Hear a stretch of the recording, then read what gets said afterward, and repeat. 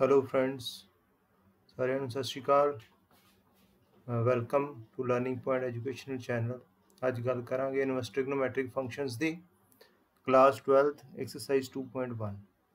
Inverse trigonometric functions ਕੀ ਹੈ, ਉਸ ਤੋਂ ਪਹਿਲਾਂ ਫੰਕਸ਼ਨਸ ਕੀ ਹੁੰਦੇ ਨੇ, ਫੰਕਸ਼ਨ ਕਿਹਨੂੰ ਕਹਿੰਦੇ ਆ, ਉਹਦੇ ਬਾਰੇ ਥੋੜੀ ਗੱਲ ਕਰ ਲਈਏ। ਸਭ ਤੋਂ ਪਹਿਲਾਂ definition, a relation from non empty set A to non empty set B is called function if every element of set A has one and only one image in set B। Diagrammatically अगर देखिए इनू, अगर कोई साडे कोल set A है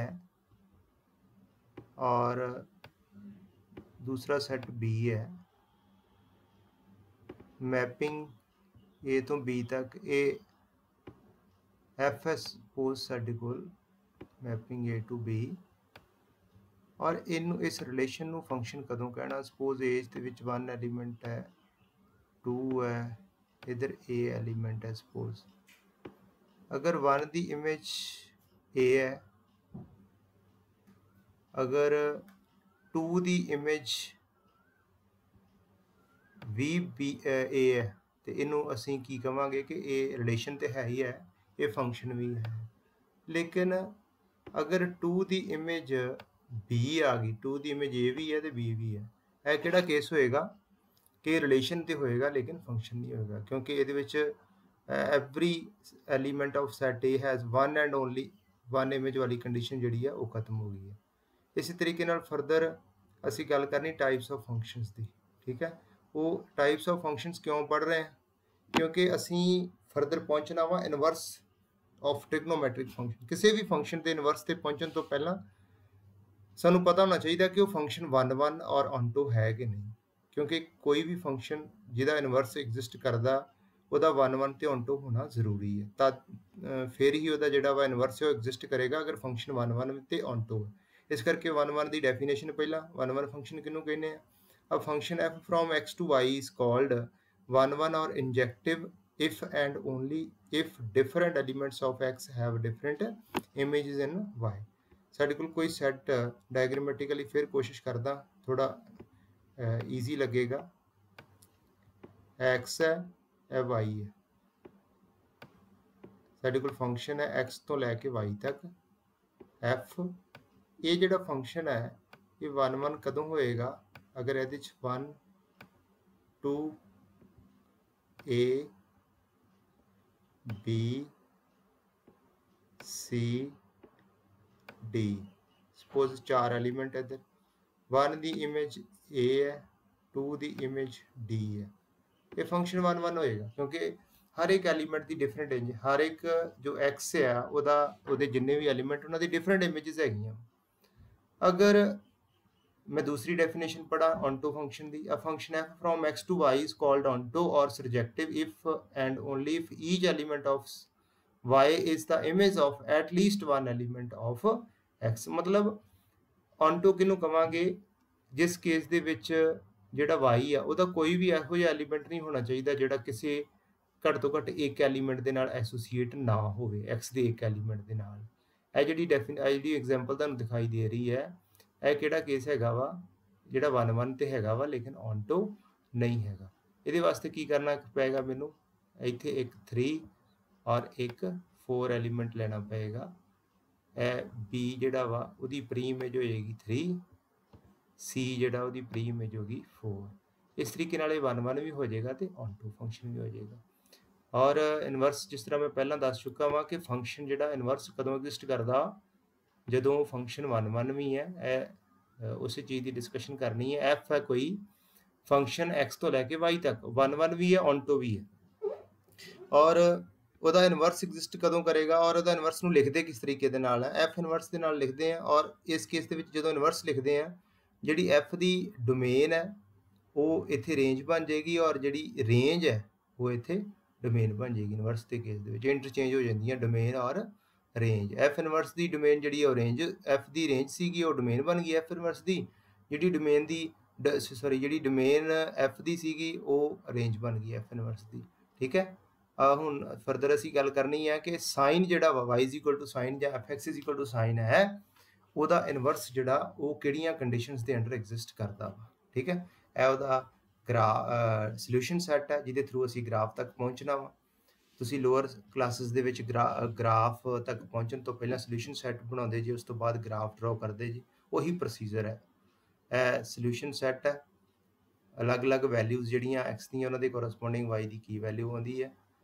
solution set ਤੋਂ ਬਾਅਦ ਅਸੀਂ ਗ੍ਰਾਫ ਤੇ ਪਹੁੰਚੇ। ਇਹ ਗ੍ਰਾਫ ਤੁਸੀਂ ਦੇਖਿਆ ਹੋਇਆ +1 ਕਲਾਸ ਦੇ ਵਿੱਚ ਸਾਈਨ ਜਿਹੜਾ ਟ੍ਰਿਗਨੋਮੈਟ੍ਰਿਕ ਫੰਕਸ਼ਨ ਹੈ sine x y is equal to sine x, ਉਹਦਾ ਗ੍ਰਾਫ ਹੈ। ਔਰ ਇਹਦੇ ਵਿੱਚ ਤੁਸੀਂ ਦੇਖ ਰਹੇ ਜੇ ਜਿਸ ਤਰ੍ਹਾਂ ਇਹ ਲਾਈਨ ਹੈ y ਇਜ਼ ਇਕੁਅਲ ਟੂ 1/2। ਅਸੀਂ ਇਸ y is equal to sine x ਜਿਹੜਾ ਵਾ ਉਹਦੀ ਇਨਵਰਸ ਦੀ ਗੱਲ ਕਰਨੀ ਹੈ। ਤੇ ਇਨਵਰਸ ਕਿਸੇ ਵੀ ਫੰਕਸ਼ਨ ਦਾ ਕਦੋਂ ਐਗਜ਼ਿਸਟ ਕਰਦਾ, ਜਦੋਂ ਉਹ ਫੰਕਸ਼ਨ 1 ਵੀ ਤੇ onto ਵੀ ਹੋਵੇ। ਲੇਕਿਨ ਇਹਦੀ ਜਿਹੜੀ ਡੋਮੇਨ ਹੈ ਸੈਟ ਆਫ ਰੀਅਲ ਨੰਬਰਸ ਹੈ, ਰੇਂਜ -1 ਤੋਂ 1 ਹੈ। ਸੈਟ ਆਫ ਰੀਅਲ ਨੰਬਰਸ ਅਗਰ ਡੋਮੇਨ ਰਹਿਣ ਦਿੰਨੇ ਇਹਦੀ, ਤੇ ਇਹ ਫੰਕਸ਼ਨ ਜਿਹੜਾ ਵਾ ਉਹ 1 ਨਹੀਂ ਹੋਏਗਾ। ਜਿਸ ਤਰ੍ਹਾਂ ਮੈਂ ਗ੍ਰਾਫ ਤੋਂ ਤੁਹਾਨੂੰ ਦੱਸਦਾ ਵਾਂ ਕਿ ਇਹ ਦੇਖੋ ਗ੍ਰਾਫ ਜਿਹੜਾ ਉਹ ਦੱਸ ਰਿਹਾ ਵਾ ਕਿ ਇਹਦੀ y ਇਜ਼ ਇਕੁਅਲ ਟੂ 1/2 ਜਿਹੜੀ ਵੈਲਿਊ ਆ ਉਹਦੇ ਕੋਰਸਪੋਂਡਿੰਗ x ਦੀਆਂ ਸਾਡੇ ਕੋਲ ਕਿੰਨੀਆਂ ਵੈਲਿਊ ਆ ਰਹੀਆਂ। ਦੇਖੋ ਇਹ 3 ਦਿਖਾਈ ਦੇ ਰਹੀਆਂ, ਬਹੁਤ ਸਾਰੀਆਂ ਵੈਲਿਊਜ਼ ਐਗਜ਼ਿਸਟ ਕਰਦੀਆਂ y ਦੀ ਵੈਲਿਊ ਦੇ ਕੋਰਸਪੋਂਡਿੰਗ। ਮਤਲਬ ਸਾਡੇ ਕੋਲ ਜਿਹੜਾ ਸੈੱਟ y ਹੈ ਉਹਦੇ ਵਿੱਚ ਅਗਰ ਅਸੀਂ ਮੰਨ ਲਈਏ 1/2 ਦੇ ਕੋਰਸਪੋਂਡਿੰਗ 1/2 ਦੀਆਂ ਕਿੰਨੀਆਂ ਪ੍ਰੀ ਇਮੇਜਸ ਐਗਜ਼ਿਸਟ ਕਰਦੀਆਂ ਵਾ। ਤੇ ਇਹ ਦੇਖੋ ਤੁਸੀਂ 1/2 ਦੇ ਨਾਲ ਐਸੋਸੀਏਟ ਜਿਹੜੇ x ਦੇ ਐਲੀਮੈਂਟ ਆ ਉਹ ਕਿੰਨੇ ਐਸੋਸੀਏਟ ਨੇ, ਜਿਹੜੇ ਸਾਨੂੰ ਸਕਰੀਨ ਤੇ ਦਿਖਾਈ ਦੇ ਰਹੇ ਆ ਉਹ ਹੈਗੇ ਆ 3 ਪੁਆਇੰਟ ਘੱਟੋ ਘੱਟ 1 2 3। ਮਤਲਬ ਕੀ ਵੈਲਿਊ ਉਹਨਾਂ ਦੀ ਉਹ ਤੁਸੀਂ ਉੱਥੇ ਦੇਖ ਸਕਦੇ ਆ। 3 ਅਲੱਗ-ਅਲੱਗ ਐਲੀਮੈਂਟਸ ਜਿਹੜੇ ਆ ਉਹਨਾਂ ਦੀ ਇੱਕ ਇਮੇਜ ਆ ਰਹੀ ਹੈ। ਇਸ ਕੇਸ ਦੇ ਵਿੱਚ ਇਹ ਫੰਕਸ਼ਨ 1 ਤੇ ਹੈ ਹੀ ਨਹੀਂ। ਅਗਰ ਇਹ ਫੰਕਸ਼ਨ 1 ਨਹੀਂ ਹੈ ਤੇ ਇਹਦਾ ਇਨਵਰਸ ਐਗਜ਼ਿਸਟ ਨਹੀਂ ਕਰੇਗਾ। ਲੇਕਿਨ ਅਸੀਂ ਕੀ ਕਰਨਾ ਵਾ, ਕੰਡੀਸ਼ਨਸ ਕਿਹੜੀਆਂ ਲਗਾਉਣੀਆਂ ਵਾ ਜਿਹਦੇ ਥਰੂ ਇਹ 1 ਵੀ ਬਣ ਜੇ ਤੇ onto ਵੀ ਬਣ ਜੇ। ਉਹ ਹੈਗਾ ਕਿ ਇਹਦੀ ਡੋਮੇਨ ਜਿਹੜੀ ਉਹਨੂੰ ਰਿਸਟ੍ਰਿਕਟ ਕਰ ਦੇਣਾ। ਸੈਟ ਆਫ ਰੀਅਲ ਨੰਬਰਸ ਤੋਂ ਅਸੀਂ ਇਹਦੀ ਡੋਮੇਨ ਜਿਹੜੀ ਆ ਉਹਨੂੰ -π/2 ਤੋਂ ਲੈ ਕੇ π/2, ਇਸ ਪੁਆਇੰਟ ਤੋਂ ਲੈ ਕੇ -π/2 ਤੋਂ ਲੈ ਕੇ π/2 ਤੱਕ ਅਸੀਂ ਇਹਦੀ ਡੋਮੇਨ ਨੂੰ ਰਿਸਟ੍ਰਿਕਟ ਕਰ ਦੇਣਾ। ਠੀਕ ਹੈ। ਔਰ ਇਸ ਪੂਰੇ ਪਾਰਟ ਵਾਸਤੇ ਅਗਰ ਤੁਸੀਂ ਦੇਖ ਰਹੇ ਜੇ ਇਹਦੇ ਵਾਸਤੇ ਹਰ ਇੱਕ ਡਿਫਰੈਂਟ x ਦੀ ਵੈਲਿਊ ਵਾਸਤੇ ਡਿਫਰੈਂਟ y ਦੀ ਵੈਲਿਊ ਆ ਰਹੀ ਹੈ। 1 ਵੀ ਹੋ ਰਿਹਾ ਔਰ ਹਰ ਇੱਕ y ਵਾਸਤੇ ਇੱਕ x ਜਿਹੜਾ ਵਾ ਉਹ ਸਾਨੂੰ ਮਿਲ ਰਿਹਾ ਵਾ। ਇਹਦਾ ਮਤਲਬ ਇਹ ਫੰਕਸ਼ਨ ਇਸ ਪੂਰੀ ਡੋਮੇਨ ਵਾਸਤੇ ਫੰਕਸ਼ਨ ਜਿਹੜਾ y is equal to sine x ਹੈ 1 ਵੀ ਹੋਏਗਾ, onto ਵੀ ਹੋਏਗਾ ਔਰ ਫਰਦਰ ਇਹਦਾ ਇਨਵਰਸ ਐਗਜ਼ਿਸਟ ਕਰੇਗਾ। ਉਹੀ ਚੀਜ਼ ਜਿਹੜੀ ਮੈਂ ਹੁਣੇ ਬੋਲੀ ਹੈ ਕਿ ਇਹਦੀ ਡੋਮੇਨ ਨੂੰ ਰਿਸਟ੍ਰਿਕਟ ਕਰਨਾ -π/2 ਤੋਂ π/2 ਤੱਕ। ਔਰ ਇਸ ਕੇਸ ਇਸ ਦੇ ਥਰੂ ਇਹ 1 ਵੀ ਹੋਏਗਾ, onto ਵੀ ਹੋਏਗਾ ਔਰ ਇਹਦਾ ਇਨਵਰਸ ਐਗਜ਼ਿਸਟ ਕਰੇਗਾ, ਜਿਹਨੂੰ ਲਿਖਦੇ ਕਿਸ ਤਰ੍ਹਾਂ ਸਾਈਨ ਇਨਵਰਸ। ਔਰ ਜਿਹੜੀ ਸਾਈਨ ਇਨਵਰਸ ਦੀ ਡੋਮੇਨ ਹੈ ਉਹ ਬਣ ਜਾਏਗੀ ਕਲੋਜ਼ ਇੰਟਰਵਲ -1 ਤੋਂ 1 ਔਰ ਜਿਹੜੀ ਰੇਂਜ ਹੈ -π/2 ਤੋਂ π/2। ਇਸ ਤੋਂ ਅੱਗੇ ਅਸੀਂ ਇਨਵਰਸ ਟ੍ਰਿਗਨੋਮੈਟ੍ਰਿਕ ਫੰਕਸ਼ਨਸ ਚੈਪਟਰ ਵੱਲ ਮੂਵ ਕਰਨਾ। ਬੜਾ ਇੰਪੋਰਟੈਂਟ ਟੇਬਲ ਹੈ ਜਿਹੜਾ ਤੁਸੀਂ ਹਮੇਸ਼ਾ ਯਾਦ ਰੱਖਣਾ ਇਸ ਚੈਪਟਰ ਲਈ। ਬੜਾ ਈਜ਼ੀ ਚੈਪਟਰ ਹੈ ਔਰ 1 ਔਰ 2 ਮਾਰਕਸ ਵਾਲੇ ਕੁਐਸਚਨਸ ਵਾਸਤੇ ਇਹ ਜਿਹੜੀ ਪਹਿਲੀ ਐਕਸਰਸਾਈਜ਼ ਹੈ ਬਹੁਤ ਵਧੀਆ ਵਾ, ਬਹੁਤ ਇੰਪੋਰਟੈਂਟ ਹੈ, ਸਾਰਿਆਂ ਨਾਲ ਧਿਆਨ ਨਾਲ ਕਰਨੀ ਹੈ। ਔਰ ਇਹ ਟੇਬਲ ਜਿਹੜਾ ਖਾਸ ਕਰਕੇ ਇਹਦਾ ਅਸੀਂ ਇਹਦੀ ਡਿਸਕਸ਼ਨ 2 ਮਿੰਟ ਕਰਦੇ ਹਾਂ ਕਿ ਟੇਬਲ ਬਾਰੇ ਜਿਹੜੀਆਂ ਇਹਦੀਆਂ ਰੇਂਜ ਹੈ, ਟੇਬਲ ਦੇ ਅੰਦਰ ਜਿੰਨੇ ਵੀ ਇਨਵਰਸ ਟ੍ਰਿਗਨੋਮੈਟ੍ਰਿਕ ਫੰਕਸ਼ਨ ਦਿੱਤੇ ਉਹਨਾਂ ਦੀ ਰੇਂਜ ਨੂੰ ਤੁਸੀਂ ਜਿਹੜਾ ਉਹ ਯਾਦ ਰੱਖਣਾ। ਔਰ ਯਾਦ ਰੱਖਣ ਦਾ ਤਰੀਕਾ ਕੀ ਹੈ, ਕੁਝ ਇਨਵਰਸ ਟ੍ਰਿਗਨੋਮੈਟ੍ਰਿਕ ਫੰਕਸ਼ਨਸ ਜਿਹੜੇ ਆ ਨਾ ਉਹ ਇੱਕ ਗਰੁੱਪ ਨੂੰ ਬਿਲੋਂਗ ਕਰਦੇ ਆ। ਜਿਵੇਂ ਸਾਈਨ ਹੈ, ਫਿਰ ਸਾਡੇ ਕੋਲ ਕੋਸੈਕੈਂਡ ਇਨਵਰਸ ਹੈ, ਫਿਰ ਸਾਡੇ ਕੋਲ ਟੈਨ ਇਨਵਰਸ ਹੈ। ਇਹ 3 ਹੈ। ਅਗਰ ਤੁਸੀਂ ਇਹਨਾਂ ਨੂੰ ਆਬਜ਼ਰਵ ਕਰਦੇ ਜੇ ਇਹਨਾਂ ਦੀ ਰੇਂਜ ਕੀ ਹੈ -π/2 ਤੋਂ ਲੈ ਕੇ π/2, -π/2 ਤੋਂ π/2। ਇੱਥੇ 0 ਨੂੰ ਐਕਸਕਲੂਡ ਕੀਤਾ। 0 ਨੂੰ ਐਕਸਕਲੂਡ ਕਿਉਂ ਕੀਤਾ? ਕਿਉਂਕਿ ਕੋਸੈਕੈਂਡ ਨੂੰ ਅਗਰ 1/sin ਲਿਖਦੇ ਆ ਤੇ ਜਿਹੜਾ sin 0 ਹੈ ਉਹ 1/sin 0 ਜਿਹੜਾ ਵਾ ਉਹ ਨਾਟ ਡਿਫਾਈਨਡ ਹੈ। ਮਤਲਬ ਕੋਸੈਕੈਂਡ 0 ਨਾਟ ਡਿਫਾਈਨਡ ਹੈ, ਇਸ ਲਈ ਅਸੀਂ 0 ਨੂੰ ਐਕਸਕਲੂਡ ਕੀਤਾ। ਇਸੇ ਤਰੀਕੇ ਨਾਲ ਟੈਨ ਇਨਵਰਸ ਦੇ ਵਿੱਚ ਓਪਨ ਇੰਟਰਵਲ ਲਗਾਏ ਆ -π/2 ਔਰ π/2 ਐਕਸਕਲੂਡ ਕੀਤੇ। ਉਹਦਾ ਰੀਜ਼ਨ ਕੀ ਹੈ? ਕਿਉਂਕਿ π/2 ਔਰ -π/2 ਵਾਸਤੇ ਟੈਨ ਡਿਫਾਈਨਡ ਨਹੀਂ ਹੁੰਦਾ। ਦੂਸਰੀ ਜਿਹੜੀ ਕੈਟੇਗਰੀ ਹੈ, ਦੂਸਰਾ ਗਰੁੱਪ ਜਿਹੜਾ ਕਾਜ਼ ਇਨਵਰਸ, ਸੈਕੰਡ ਇਨਵਰਸ ਤੇ ਕਾਟ ਇਨਵਰਸ, ਇਹਨਾਂ ਦੇ ਵੀ ਤੁਸੀਂ ਦੇਖ ਸਕਦੇ ਜੇ ਇੱਕ ਤਰ੍ਹਾਂ ਬਿਹੇਵ ਕਰਦੇ ਆ। 0 to π ਕਲੋਜ਼ ਇੰਟਰਵਲ, ਇੱਥੇ 0 to π ਕਲੋਜ਼ ਇੰਟਰਵਲ ਦੇ ਜੋ π/2 ਨੂੰ ਐਕਸਕਲੂਡ ਕੀਤਾ। ਉਹਦਾ ਰੀਜ਼ਨ ਕੀ ਸੀਗਾ ਕਿ ਸੈਕੰਡ ਜਿਹੜਾ 1/cos ਹੈ ਤੇ cos π/2 ਜਿਹੜਾ ਵਾ ਉਹ 0 ਹੁੰਦਾ, 1/0 ਨਾਟ ਡਿਫਾਈਨਡ। और इत्थे जिहड़ा कॉट दे केस 0 और पाई जिहड़ा ਉਹਨੂੰ ਅਸੀਂ ਇਨਕਲੂਡ ਨਹੀਂ ਕੀਤਾ। ਉਹਦਾ ਰੀਜ਼ਨ ਵੀ ਇਹੀ ਹੈ ਕਿ ਕੌਟ ਜਿਹੜਾ 0 ਔਰ ਪਾਈ ਵਾਸਤੇ ਨਾਟ ਡਿਫਾਈਨਡ ਹੁੰਦਾ। 2.1 ਐਕਸਰਸਾਈਜ਼ ਬਹੁਤ ਈਜ਼ੀ ਹੈ, ਅਸੀਂ ਉਹਦੀ ਡਿਸਕਸ਼ਨ ਕਰਨੀ ਹੈ ਕਿ ਕਿਸ ਤਰੀਕੇ ਨਾਲ ਪ੍ਰਿੰਸੀਪਲ ਵੈਲਿਊਜ਼ ਜਿਹੜੀਆਂ ਵਾ ਉਹ ਫਾਈਂਡ ਕਰਨੀਆਂ ਅਲੱਗ-ਅਲੱਗ ਕੁਐਸਚਨਸ ਦੀਆਂ। ਸਭ ਤੋਂ ਪਹਿਲਾਂ ਕੁਐਸਚਨ ਨੰਬਰ 1 ਸਾਈਨ ਇਨਵਰਸ -1/2 ਦੀ ਪ੍ਰਿੰਸੀਪਲ ਵੈਲਿਊ ਫਾਈਂਡ ਕਰਨੀ ਹੈ।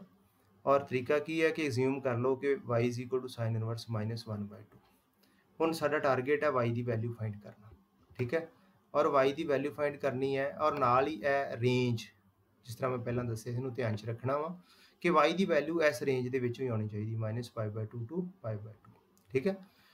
ਇਹਨੂੰ ਫਰਦਰ ਸੋਲਵ ਕਰੀਏ, ਸਾਈਨ y ਜਿਹੜਾ ਵਾ ਉਹ ਕਿਹਦੇ ਇਕੁਅਲ ਹੋ ਜਾਏਗਾ -1/2 ਦੇ। ਹੁਣ ਕਿਹੜਾ ਐਂਗਲ ਹੈ ਸਾਈਨ ਦੀ ਵੈਲਿਊ ਜਿਹਦੇ ਵਾਸਤੇ 1/2 ਹੁੰਦੀ ਹੈ, π/6, ਔਰ ਇਹਨੂੰ ਕੀ ਲਿਖ ਸਕਦੇ ਆਪਾਂ -sin π/6। ਜਿਵੇਂ ਤੁਸੀਂ ਜਾਣਦੇ ਜੇ ਕਲਾਸ 10th 'ਚ ਸਾਈਨ ਆਫ -θ = -sin θ ਆਪਾਂ ਲਿਖ ਸਕਦੇ ਹਾਂ।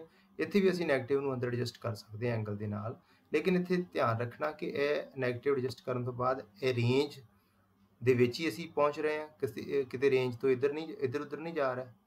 ਇਸ ਕਰਕੇ ਆਪਾਂ ਨੈਗੇਟਿਵ ਐਡਜਸਟ ਕਰ ਦਿੱਤਾ ਵਾ ਔਰ ਫਰਦਰ y ਦੀ ਵੈਲਿਊ ਜਿਹੜੀ ਸੋਲਵ ਕਰਕੇ -π/6 ਆ ਗਈ ਆ। ਔਰ ਅਸੀਂ ਇਨਸ਼ੋਰ ਵੀ ਕਰ ਲਿਆ ਕਿ -π/6 ਜਿਹੜਾ ਵਾ ਉਹ ਜਿਹੜੀ ਪ੍ਰਿੰਸੀਪਲ ਵੈਲਿਊ ਬ੍ਰਾਂਚ ਟੇਬਲ ਤੋਂ ਅਸੀਂ ਰੇਂਜ ਲਈ ਆ ਉਹਦੇ ਵਿੱਚ ਹੀ ਲਾਈ ਕਰਦਾ, ਤੇ ਰਿਕੁਆਇਰਡ ਪ੍ਰਿੰਸੀਪਲ ਵੈਲਿਊ ਜਿਹੜੀ ਆਈ ਹੈ ਉਹ ਕੀ ਆ ਗਈ ਹੈ -π/6। ਨੈਕਸਟ ਅਸੀਂ ਕੁਐਸਚਨ ਨੰਬਰ 5th ਡਿਸਕਸ ਕਰਨਾ, y = cos ਇਨਵਰਸ -1/2 ਦੀ ਜਿਹੜੀ ਪ੍ਰਿੰਸੀਪਲ ਵੈਲਿਊ ਆ ਉਹ ਫਾਈਂਡ ਕਰਨੀ ਹੈ, ਠੀਕ ਹੈ।